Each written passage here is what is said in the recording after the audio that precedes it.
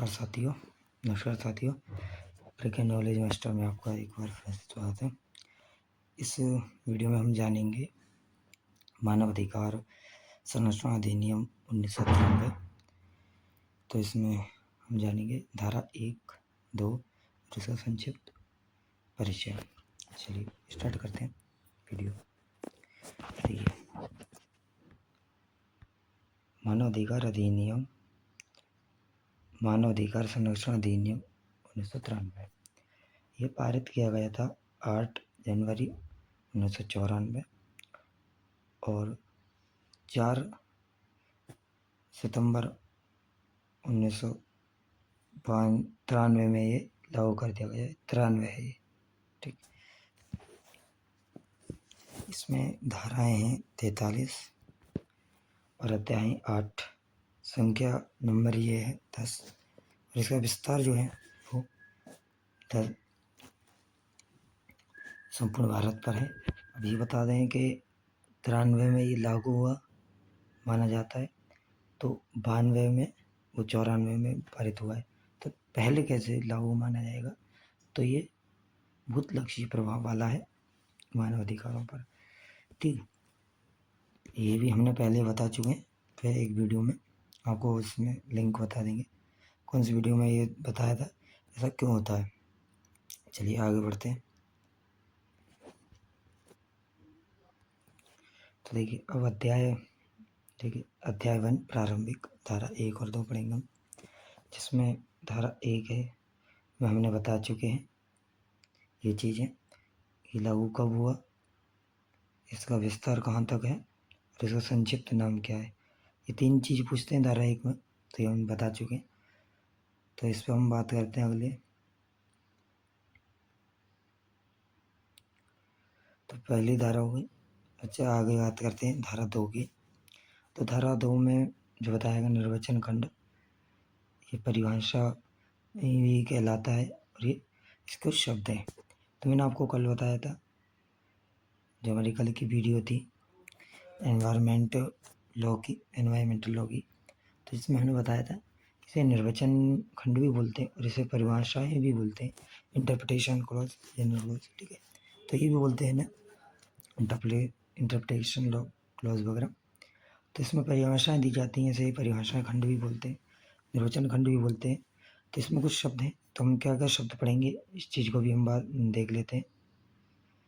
तो चलिए ठीक है, एक तो सशस्त्र बल पढ़ना है 2A में, 2B में अध्यक्ष, 2BA में मुख्य आयुक्त, 2C में आयुक्त, 2D में मानवाधिकार, 2E में मानवाधिकार न्यायालय, 2F में अंतर्राष्ट्रीय संविधान, 2G में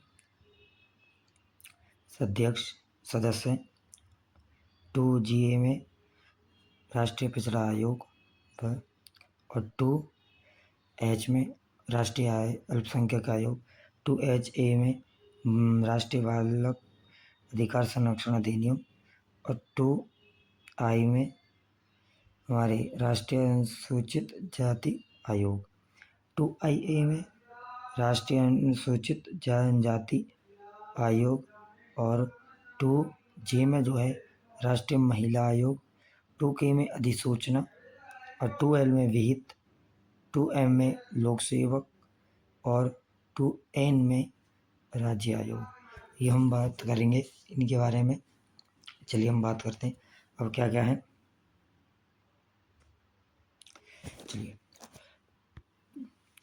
धारा 2 में हम बात करते हैं, स्टार्ट करते हैं धारा 2 की परिभाषाओं को। तो धारा 2 में सबसे पहले दिया गया है 2A में सशस्त्र बल। देखिए इसमें हमारी तो नौसेना और सेना तथा वायुसेना तीनों सेनाएं आती हैं, जिनके अध्यक्ष राष्ट्रपति होते हैं, आपको सभी को बताइए। इसके बाद अन्य कोई भी जो सेना सशस्त्र बल होगा वो सभी इसमें आ जाएंगी, सशस्त्र बलों के रूप में बात करी जाएंगी। तो अध्यक्ष कहाँ होगा? 2B में बताया गया है राज्य आयोग का होगा या आयोग का, जो भी आयोग बताया गया है। 2BA में क्या बताया गया है? मुख्य आयुक्त बताया गया है। तो मुख्य आयुक्त के बारे में दिव्यांगजनों, अधिकार अधिनियम 2016 है, तो उसमें ये बताया गया मुख्य आयुक्त कहाँ कौन होगा, कैसे बनेगा, इन सब चीज़ों के बारे में पूरा एक अलग से एक्ट है 2016 का। तो इसमें बताया गया है 74 की 1 में। ठीक, वहाँ से हम जब भी हम मुख्य आयुक्त की बात करेंगे दिव्यांगजनों के लिए, तो हम दिव्यांगजन अधिकार अधिनियम के 2016 के एक्ट में जाएंगे हम, और 74(1) खोलेंगे, धारा 74 और उपधारा 1 ये खोलेंगे, तो हमें ये मिल जाएगा मुख्य आयुक्त। तो हम उसी के अनुसार ये भी क्या लगाएंगे, यहाँ पे वही भाव लगाएंगे, वही विचार लगाएंगे। चलिए आगे बात करते हैं 2C। तो 2C जो है, इसमें हम आगे जब भी हम वीडियो बात करेंगे तो हम ऐसा नहीं है कि अलग से पढ़ेंगे। तो देखिए 2C और धारा 3 हमने दोनों को जैसे किताबें हैं उनमें तो हमें ये बताया गया था केवल कि धारा 3 में जो भी बताया गया वही चीज़ें लागू हुई, पर हमने यहाँ पे धारा 3 को पूरा बता दिया गया है। तो जैसे कि आपको कोई प्रॉब्लम ना हो, तो धारा 3 हम आगे जब भी हम बात आएगी तो हम धारा 3 को स्किप कर देंगे, क्योंकि हमने यहाँ पे पढ़ लिया गया होगा, आवश्यकता नहीं पड़ेगी। चलिए बात करते हैं। तो धारा 3 में जो बताया गया है, तो नंबर 1 पहले बताते हैं कि आयोग का जो गठन होगा वो कौन करेगा, केंद्र सरकार करेगी, तथा मानव आयोग जो मानव अधिकार आयोग है वो होगा, राष्ट्रीय मानव अधिकार आयोग होगा एक, ये भी बताया गया है। आयोग का निर्माण किन व्यक्तियों के द्वारा मिलकर होगा, ये बताया गया है। एक इसमें अध्यक्ष होगा, ठीक, जो सुप्रीम कोर्ट का होगा, ठीक, सुप्रीम कोर्ट का न्यायाधीश या अन्य कोई न्यायाधीश हो, ठीक है। एक ऐसा न्यायाधीश सुप्रीम कोर्ट का, दूसरे नंबर पे क्या है, एक ऐसा न्यायाधीश जो न्यायाधीश रहा हो या वर्तमान में भी हो। एक ऐसा यानी इससे अलग रहेगा ये न्यायाधीश जो रहेगा, तो इससे अध्यक्ष से अलग न्यायाधीश रहेगा वो, है ना। एक 30 सदस्यों की एक कमेटी के रूप में टाइप में एक व्यवस्था बनाई जाएगी, जिसमें कम से कम एक महिला का होना अनिवार्य होगा, अन्यथा वह आयोग पूर्ण नहीं माना जाएगा, यानी कि गठित ही नहीं होगा पूर्ण रूप से। एक न्यायाधीश जो उच्च न्यायालय का न्यायाधीश हो या रहा हो, या किसी भी राज्य का हो सकता है, ठीक। जैसे केंद्र सरकार को लगता है कि इस राज्य का न्यायाधीश अनुभवशील एवं अनुभवधारी बढ़िया व्यक्ति है, तो वो सबसे हो सकता है। तो इसमें बताया गया है कि जैसे अब अन्य कौन कौन व्यक्ति हो सकते हैं, प्रमुख रूप से ये भी व्यक्ति माने जाएंगे, जिसमें 2GA, तो 2GA में हमने बताया था, जैसे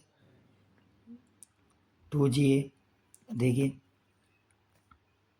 राष्ट्रीय पिछड़ा वर्ग आयोग, राष्ट्रीय अल्पसंख्यक आयोग 2HA, राष्ट्रीय बालक अधिकार संरक्षण आयोग, राष्ट्रीय 2I अनुसूचित राष्ट्रीय अनुसूचित जनजाति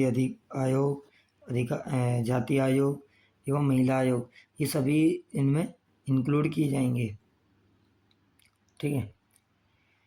आगे बात करते हैं, ये हम पढ़े तो एवं दिव्यांगजनों, जो हमने बात करी थी दिव्यांगजन अधिनियम के बारे में, 2016 का अधिनियम जो है, उसमें जो मुख्य आयुक्त होगा वो भी यहाँ पे होगा, और वे सभी क्या करेंगे, वह अपने कार्यों को निर्वहन करेंगे। इसमें एक महासचिव भी होगा, जो अध्यक्ष यानी अध्यक्ष समझिए ना, अध्यक्ष यानी कि सुप्रीम कोर्ट का न्यायाधीश हो या रहा हो, तो उसके निर्देशों के अनुसार कार्य करेगा वह न्याय मुख्य कार्यपालक अधिकारी के रूप में कार्य करेगा, है ना। और वो किस रूप क्या क्या काम करेगा, प्रशासनिक, वित्तीय, है ना, ये दोनों कार्य कर सकता है। केवल इसमें ये जो है न्यायिक और 40B धारा जो है, इसके अनुसार ये कार्य नहीं कर सकता, इनको छोड़ के बाकी के वित्तीय और प्रशासनिक के दोनों कार्य करेगा, अभी बताए थे इसमें दिया गया क्या है, इसमें आयोग जो धारा 40 भी है, आयोग के विनियमन की शक्ति दी गई है, तो इस शक्तियों का प्रयोग नहीं कर सकता है। ये बाकी के चीज़ों को कर सकता है। वित्त और प्रशासन में जो भी कार्य हो उनके योग होते हैं उन्हें। और ये बताया गया है जो आयोग का मुख्यालय होगा दिल्ली होगा। केंद्र अगर आयोग को कहीं और भी आवश्यकता लगती है कि अन्य शाखा या अन्य विभाग में स्थान पर ये होनी चाहिए, तो वह कहाँ कर सकता है, वह केंद्र सरकार से पूर्व अनुमोदन करेगा, पहले अनुमोदन करेगा, तो उसके बाद वह अनुमति देगा, उसके बाद वह क्या कर सकता है, कार्यालय बना सकता है। आगे आता है 2D। तो 2D में बताया गया हमें मानव अधिकार। तो मानव अधिकार, देखिए मानव अधिकार किन किन संबंधों की बात कर रहा है यहाँ पे, प्राण की, स्वतंत्रता की, समानता की और गरिमा की। इनसे अगर जब भी संबंधित अधिकार होंगे वह हमारे क्या होंगे, मानव अधिकारों आयोग को देखेगा और हमें जो न्याय दिलाने का कार्य करेगा। अब कहाँ बताए गए हैं इनसे, ये हमें और मान लीजिए हमें कहाँ देखने हैं कि प्राण से संबंधित है, स्वतंत्रता से है, गरिमा से है, समानता से है या नहीं, ये कहाँ बताया गया है, ये बताया गया है संविधान, अंतर्राष्ट्रीय संविधान द्वारा प्रवर्तनीय है संविधान। एवं यहाँ ये छूट गया है यहाँ न्यायालय, है ना। तो न्यायालय द्वारा जो भी प्रवर्तनीय वो होंगे लागू न्याय या जो भी संबंधित व्यक्ति होंगे, तो ये सब चीज़ें वहाँ देखने को मिलेंगी कि हमें कहाँ देखना है। ठीक है, आगे बात करते हैं 2E मानव अधिकार न्यायालय। तो मानव अधिकार न्यायालय कहाँ हमें जा सकते हैं न्यायालय में, ना। तो ये धारा 30 में बताया गया। तो धारा 30 में कहाँ बताया गया ये भी बता देते हैं। ये राज्य सरकार देखेगी। अधिकारों का अगर अतिक्रमण होता है तो उस पर कहाँ शीघ्र विचार किया जाएगा, राज्य सरकार का ये कहना है। तो कहाँ कर सकते हैं, उच्च न्यायालय, सेशन न्यायालय एवं विशेष न्यायालय। सेशन न्यायालय में विशेष न्यायालय की अनुमति के अनुसार होगा। यदि विशेष न्यायालय वहाँ है तो वहाँ विशेष न्यायालय कार्य करेगी। अगर वहाँ कार्य नहीं हो रहा है या कुछ और भी आते हैं तो वह सेशन न्यायालय में भेज देगी। इसके बाद आता है 2E के बाद आता है 2F अंतर्राष्ट्रीय प्रसंविधा। UN की यानी कि संयुक्त राष्ट्र की जो है बैठक हुई थी 16 दिसंबर 1966 में एक महासभा में। तो उसमें बताए गए थे सिविल यानी कि राजनीतिक, आर्थिक, सामाजिक और सांस्कृतिक जो अधिकार थे उनसे संबंध में एक अंतर्राष्ट्रीय प्रसंविधा हुई थी और अभी समय आए थे। तो यही वो अंतर्राष्ट्रीय प्रसंविधा है जो हमने वाली बात की थी। ठीक है, तो हुआ था। और उसके बाद केंद्र सरकार ने जहाँ नियम कुछ मानव अधिकार बताए थे, इसके बारे में हमने एक वीडियो अलग से बनाएंगे। ठीक है, तो इसमें जो मानने वाले थे, जो केंद्र सरकार है वह केंद्र सरकार ने वह अंगीकृत किए, वे अधिकार अधिसूचनाओं में वे निर्दिष्ट किए, लागू कराए। इसके बाद आता है 2G सदस्य। सदस्यता कहाँ है, सदस्य किसके होने चाहिए, आयोग के होने चाहिए या राज्य आयोग के होने चाहिए। 2G राष्ट्रीय पिछड़ा वर्ग आयोग। तो इसमें अगर ये चीज़ देखने के लिए हमें इसका अधिनियम जाना पड़ेगा, राष्ट्रीय पिछड़ा वर्ग आयोग अधिनियम। ठीक है, 1993 का। इसमें धारा 3 में ये बताई गई है ये बात है।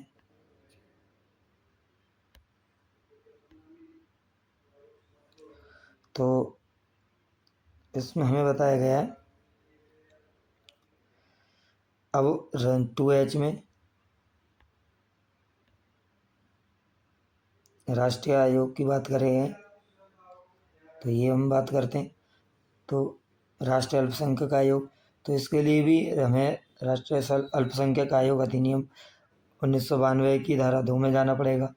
इसके विषय में 2HA में हम बात करें तो राष्ट्रीय बाल अधिकार संरक्षण आयोग, ये भी अधिनियम है। तो इसमें 2005 का अधिनियम है, इसमें धारा 3 में देखना पड़ेगा। 2I में इसके राष्ट्रीय अनुसूचित जाति आयोग, इसके हमें देखने के लिए, इसके बारे में जानने के लिए हमारे संविधान में एक अलग से आर्टिकल बताया गया है 338 में। ये विशेष इसी के लिए राष्ट्रीय अनुसूचित जाति आयोग क्या करेगा, किन विषयों में कार्य करेगा, कौन अनुसूचित जाति के अंतर्गत रखे जाएंगे, ये चीज़ें। 2IA में अनुसूचित जनजातियों के लिए है। राष्ट्रीय अनुसूचित जनजाति आयोग क्या कार्य करेगा, कैसे कार्य करेगा, कौन होगा, इनके अध्यक्ष वगैरह, इन सब चीज़ों के बारे में डिटेल्स में बताया गया है धारा अनुच्छेद 338A। इसके बाद आता है 2J में क्या बताया गया है, राष्ट्रीय महिला आयोग जो, तो राष्ट्रीय महिला आयोग अधिनियम 1990 की धारा 3 में ये चीज़ें बताई हैं कि आयोग कैसे गठित होगा, कौन करेगा, इन सब चीज़ों के बारे में। अगला है 2K अधिसूचना। तो अधिसूचना कब मानी जाती है, तो जिस दिन राजपत्र में गजट प्रकाशित हो जाता है तो उसी दिन से अधिसूचनाएं मान ली जाती हैं। ठीक है। अगला है 2L विहित। तो विहित में क्या है, तो विहित वह सभी जो भी होंगे नियम होंगे अधिनियम में बनाए गए, उनको लागू होंगे, कैसे होंगे, कराए जाने, तो वो सब चीज़ें कराए जिस दिन लागू हो जाते हैं वही क्या कहलाता है, विहित। लागू कराने ही क्या कहलाता है, विहित। अच्छा 2M में हमें IPC की धारा 21 ये हमें देखनी है। तो 2M हमें किस से रिलेटेड है, लोक सेवक कौन होगा, कैसे होगा, इन सब चीज़ों के बारे में जो भी बताया गया है IPC की 21 के अनुसार लोक सेवक के देखे जाएंगे। अगला है राज्य आयोग। तो 2N ये अंतिम परिभाषा है इस अधिनियम की। 2N राज्य आयोग, ये धारा 21 में बताई गई मानव अधिकार आयोग गठन राज्य मानव अधिकार आयोग है। तो इसमें भी हमने धारा 21 को ये कंप्लीट कर ली है, तो हम आगे भी से भी दिक्कत नहीं रहेगी। तो अगला आता है, इसमें बात करते हैं। तो किस प्रकार है गठन, इसका राज्य सरकार करेगी क्योंकि राज्य आयोग है, और जिस सरकार में निर्माण हुआ है उसका नाम ही रखा जाएगा। जैसे मान लीजिए कोई सरकार, उत्तर प्रदेश सरकार ने ये लागू की तो आयोग तो उत्तर प्रदेश राज्य आयोग है ना, तो ऐसे आते हैं। तो वही है, जिस तारीख को अधिसूचना हुई कुछ हुआ वो लिखी जाएगी और वह होगा। अब इसके लिए कोई प्रमुख व्यक्ति होंगे, जैसे कि उसमें था धारा 3 में बताया गया था। तो एक अध्यक्ष होगा उच्च न्यायालय का न्यायाधीश, ये मुख्य न्यायाधीश हो सकता है या अन्य न्यायाधीश हो, कोई दिक्कत नहीं है। एक सदस्य होगा उच्च न्यायालय एवं जिला न्यायालय का न्यायाधीश, और या होगा या है, परंतु इसे 7 साल का अनुभव होना अति आवश्यक है ना।